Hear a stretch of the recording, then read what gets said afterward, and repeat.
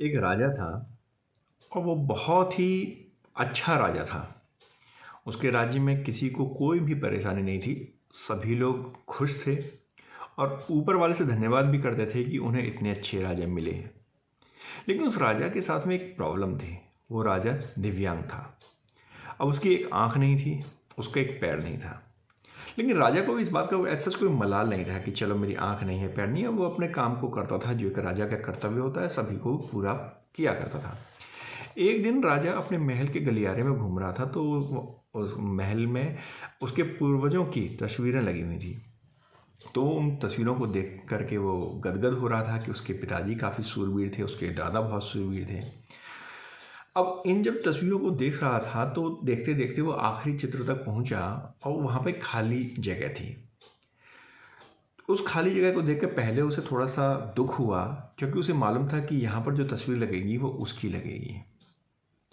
राजा को इस बात की ऐसा कोई चिंता नहीं थी कि वो मर जाएगा, क्योंकि वो उसे पता था कि भाई मरना हर एक को एक दिन है। लेकिन उसे चिंता इस बात की थी कि वो पेंटिंग लगेगी तो कैसे लगेगी, क्योंकि राजा की एक आंख नहीं थी और एक पैर नहीं था। तो उसको ये लग रहा था कि अगर मेरी पेंटिंग लगेगी तो मैं दिव्यांग दिखाई दूंगा, मेरी एक आंख बंद होगी, मेरा पैर भी नहीं है, मैं लंगड़ा दिखाई दे रहा हूँ उसमें। और लगा कि बाकी मेरे जो पूर्वज हैं उनकी इतनी शानदार पेंटिंग्स लगी हुई हैं, तो मेरी पेंटिंग बहुत, जो मेरी तस्वीर है, बहुत ज़्यादा ख़राब और भद्दी लगेगी।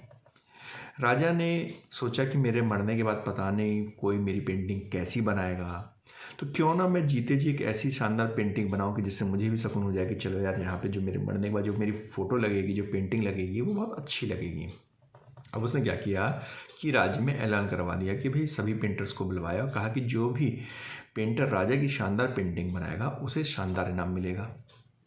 अब पेंटर्स तो आ गए, लेकिन अब पेंटरों को तो ये लग रहा था कि अब हम राजा की पेंटिंग बनाएं तो कैसे बनाएं, क्योंकि उन्हें इस बात का था कि भाई राजा के एक आंख और एक पैर नहीं है। अब यदि वो पेंटिंग में उनके एक आंख और एक पैर नहीं दिखाएंगे तो ऑब्वियस सी बात है कि वो उसमें कुछ ना कुछ त्रुटि दिखाई देगी और राजा को भी चीज़ पसंद नहीं आएगी कि एक पैर कम है, उसका एक आंख कम है। अब पेंटर सोच रहे थे कि नाम का तो पता नहीं, लेकिन यदि राजा गुस्सा हो गया, शानदार पेंटिंग नहीं हुई, तो पता नहीं भैया वो क्या सजा देगा। इसलिए बहुत बड़े चित्रकार भी सामने नहीं आए। तभी उनमें से एक छोटा सा यंग लड़का, जिसे आजकल हम स्टार्टअप्स के एंटरप्रेन्योर्स कहते हैं, वो आया। वो कहता है कि जी मैं आपकी पेंटिंग बनाना चाहता हूँ, मुझे 24 घंटे का वक्त दीजिए। अब सभी बड़े बड़े पेंटर्स हैरान हो गए। वो कहने लगे ये लड़का क्या पेंटिंग बनाएगा, और अगर राजा को पेंटिंग पसंद नहीं तो भैया इसको तो सज़ा पक्की मिलनी ही मिलनी है। राजा ने कहा ठीक है, आप बना करके आइए। अगले दिन लड़का एक तस्वीर बना करके लेकर के आता है। दरबार में सभी लोग बैठे हुए थे, लोग देखने आए थे कि भाई आखिर लड़का कैसी पेंटिंग बना के आया। जब लड़के ने उस राजा की पेंटिंग जो बना के लेकर के आए, तो जैसे उसने उस पेंटिंग को खोला तो लोग आश्चर्यचकित रह गए, जोर जोर से तालियां बजाने लगे, सीटी बजाने लगे। राजा ने जब उस पेंटिंग को देखा तो वो भी खुश हो गया, बोला वाह, इससे अच्छी पेंटिंग तो पूरे गलियारे में ही नहीं है, यानी पूर्वजों से भी अच्छी उसे पेंटिंग लगी वो। राजा ने उस लड़के को बहुत सारा इनाम भी दिया। अब आप सोच रहे होंगे कि राजा की जो पेंटिंग बनी वो क्या पेंटिंग बनी जिसमें एक आंख भी नहीं है, एक पैर भी नहीं है। तो उस लड़के ने, देखो दोस्तों, क्या किया कि उस लड़के ने राजा की जो पेंटिंग बनाई इस प्रकार की बनाई कि वो घोड़े पर सवार है।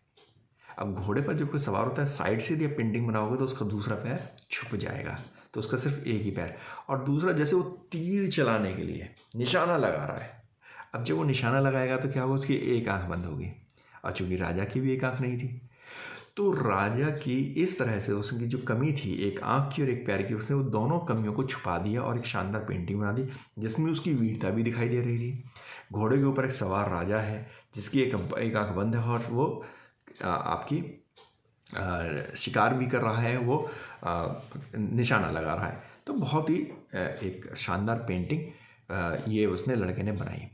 तो दोस्तों, यदि हम चुनौती के समय पे, संकट के समय पर, यदि हम चुनौती के साथ उस संकट का सामना करेंगे, सकारात्मक विचार के साथ आगे बढ़ेंगे, तो ज़िंदगी में हमें तरक्की मिलेगी ही मिलेगी। ज़िंदगी में उम्मीद का साथ मत छोड़िए, क्योंकि जिसने उम्मीद का साथ छोड़ दिया तो फिर ज़िंदगी उसका साथ छोड़ देती है। हर पल सकारात्मक रहिए, खुश रहिए, ऊपर वाले के आशीर्वाद के साथ, अपनों के प्यार के साथ, अपनी अच्छी और सच्ची मेहनत के साथ कुछ कर दिखाओ। ऐसा कि दुनिया कहना चाहे आपके जैसा। धन्यवाद।